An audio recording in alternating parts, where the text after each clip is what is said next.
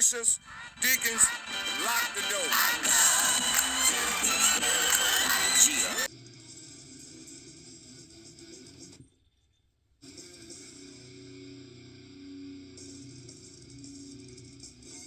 Well, hi diddly hey, neighborino. It is your boy, Jim Dempsey, a man who sees your 88 and raises you 6'7". It's been a few days since I rapped at you, but I've had some important business to attend to. I was pinpointing hapless Caribbean fishermen for my boy Pete Hegseth, but I'm back in the studio, such as it is. We'll get new curtains shortly. And a lot of stuff's been piling up on my desk since I have been gone, but well, let's address that really quick here. There was a new album from Norwegian band Blood Red Throne, the Burt, I like to call him, since we go so far back. And I do want to address that because we go so far back.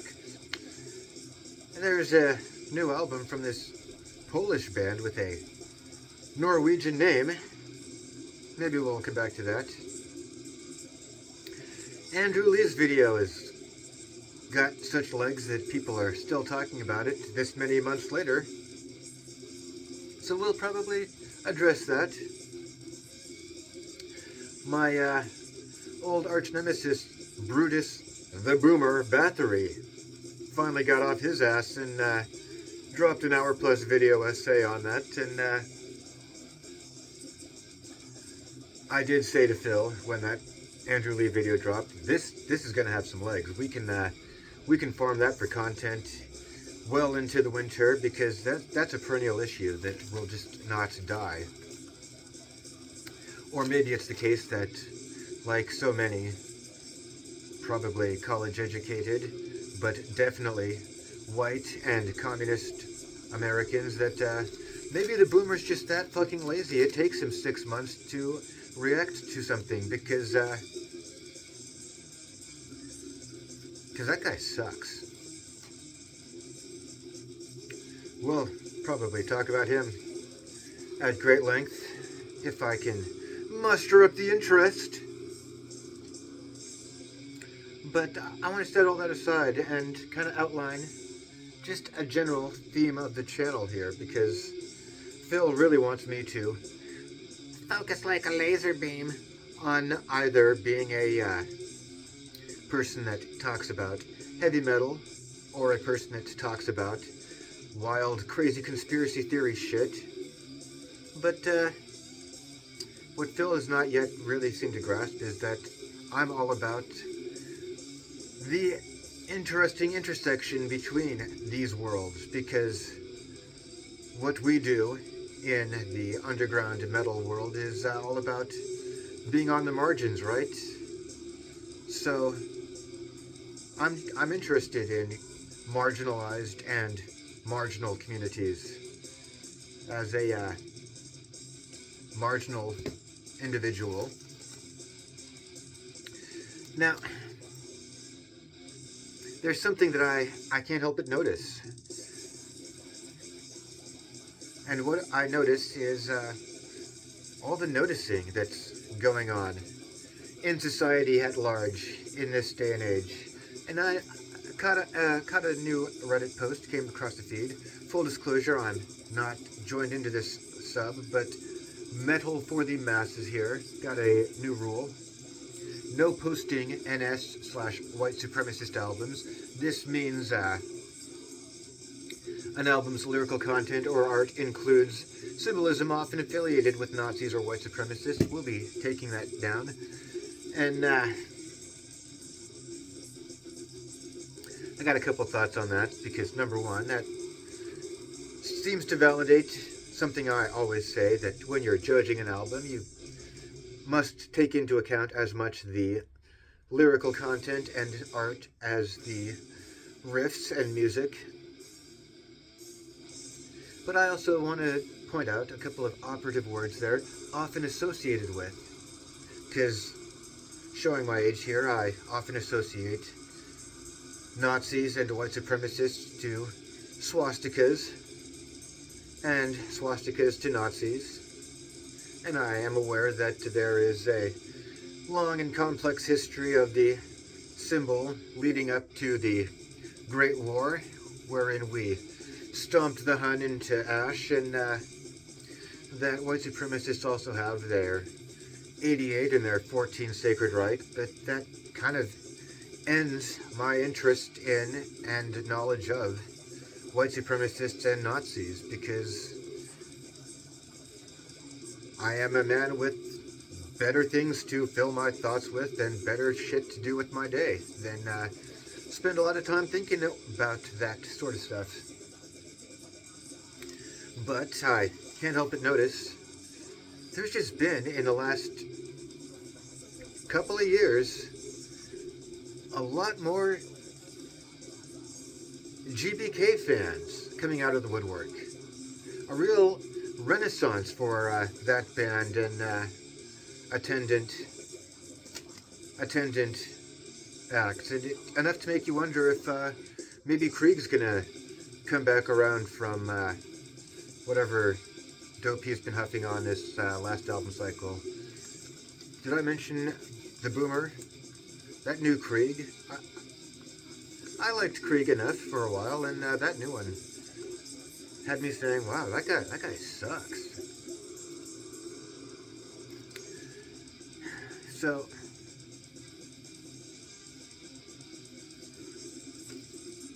on the topic of the Argos Lent 88ers, I want to introduce into the conversation another old arch nemesis of mine, Joe Rogan. I'm kind of kidding about that.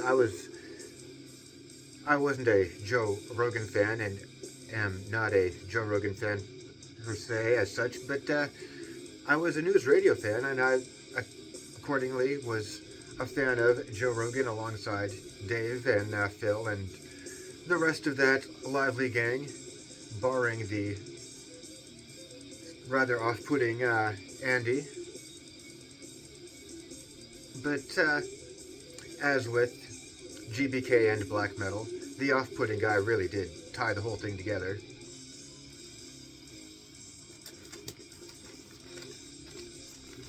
Now, after news radio, my primary exposure to Joe Rogan was overhearing that he was a 9/11 truther, and I found that really off-putting, and so I just wrote him off forever. Years later, heard that he was very successful, and good on him, but apparently in farming content out of that vein that 9/11 truthers were coming out of. So I wasn't that interested. It was just something where I had better shit to do with my day then. But it does happen that in the nearest city to which I am located right now, Seattle, the city from which I actually originate, I noticed on Reddit that Dave Chappelle is in town doing an arena event on the eve that Phil and I are recording this, and I thought that was interesting. Redditors had a bit to say about it. Some said, fuck that guy, he was just in Saudi Arabia humoring the murderers of journalists, and some just said, fuck Dave Chappelle, and didn't elucidate much beyond that. But Seattle is a town that has mixed feelings at best about Dave Chappelle.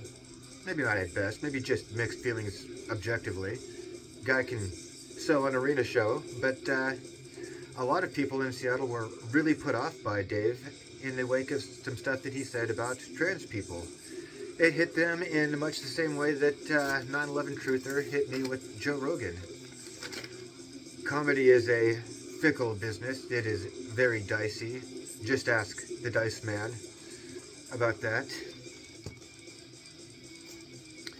And I bring that up because something that crossed my YouTube feed in the last couple of days is Jim Brewer, a show I was dimly aware existed, the Bruniverse.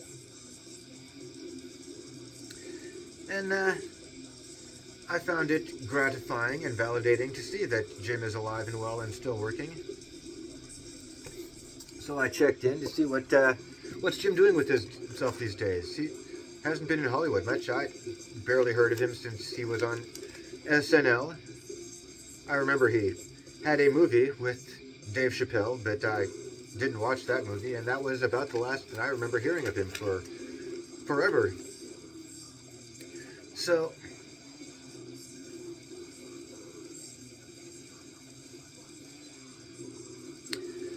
I tuned in briefly. I caught about an hour by now of Jim's content, and I liked a bit of what I was hearing.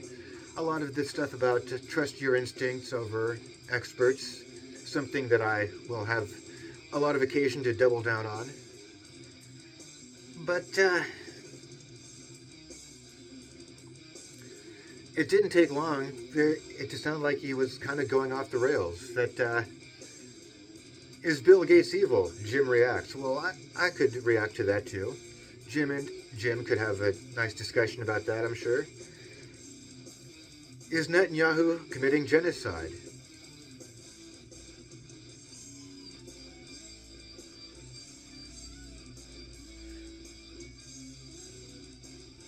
Jim noticed.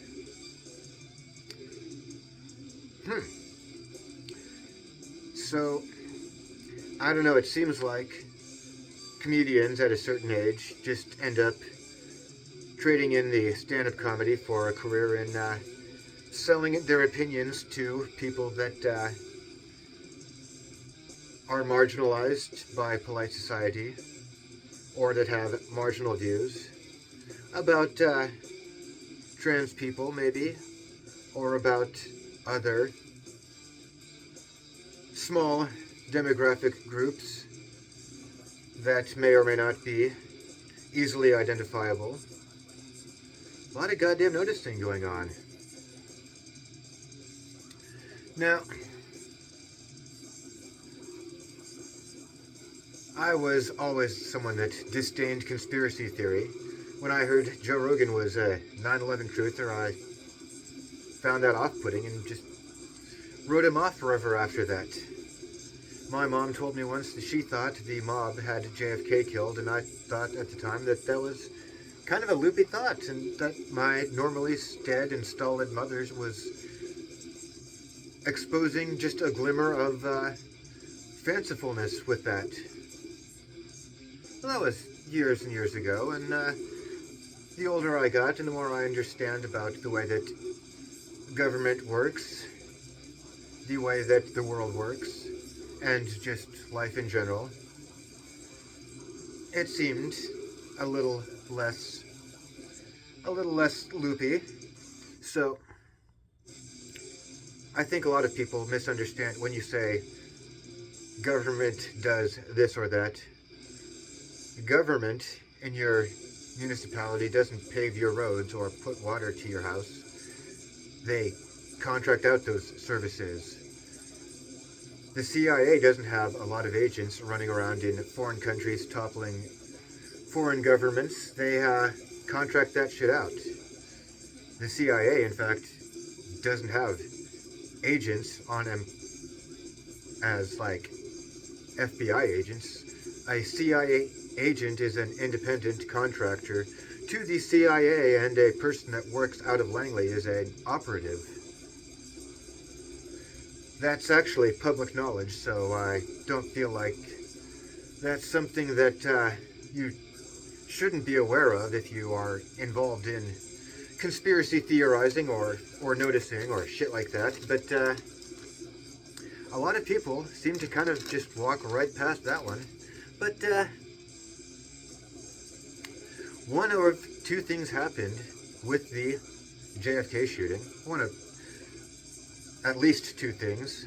One potential thing that happened is that lone gunman Lee Harvey Oswald shot JFK apropos of not a whole lot besides an independent grudge. And another thing that possibly happened is that the mob had Lee Harvey Oswald shoot JFK because they had a good amount of reason to. And it would be the case that if one or two or a few people in the FBI and or the CIA who may have had good reason to not like JFK passed some information along to someone that they knew in organized crime, because it kind of seemed like Hoover was a little bit like with some of those guys, then you could both truthfully say that the government killed JFK or the mob killed JFK, and also that that is kind of some conspiracy theory bullshit. Well, when I was young, conspiracy theory, all conspiracy theory was the conspiracy theory, and it was that the second gunman on the grassy knoll, that LBJ was the one who shot JFK and then threw the gun at the prone, cowering body of Lee Harvey Oswald and then ran out to catch his plane and take his oath. And also that the Jews run all the money. And I was never interested enough in conspiracy theory to dig in and find out precisely why it was the case that because the government all came together as one to kill JFK, that the Jews run the money. It just happened to be the case, something I noticed, that everyone talking about conspiracy theory at all, anyone that thought anything about JFK besides the official narrative for a long, long time, also noticed about the Jews. And I assume it's just like the second half of the handbook or something. You get like all the way to the good parts, and then they're like, oh, and by the way, here's the protocols. Study these and commit them to memory. Now,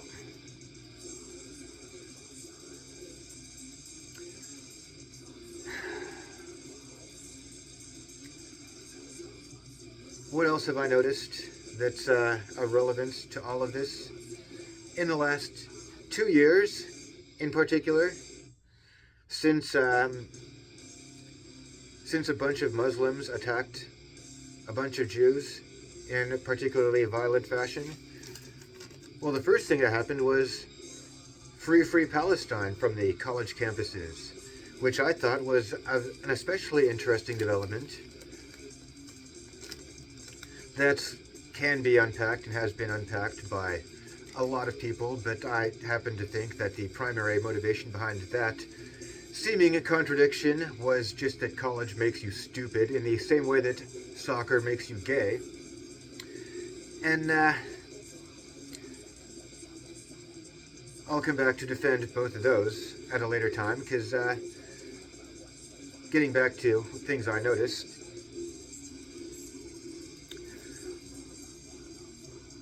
often associated with Nazis and white supremacists. I see these memes and I hear this talk from my peers, my Seattle-based cohort, who are all much more knowledgeable about this shit than I am for reasons I'm still not quite clear on.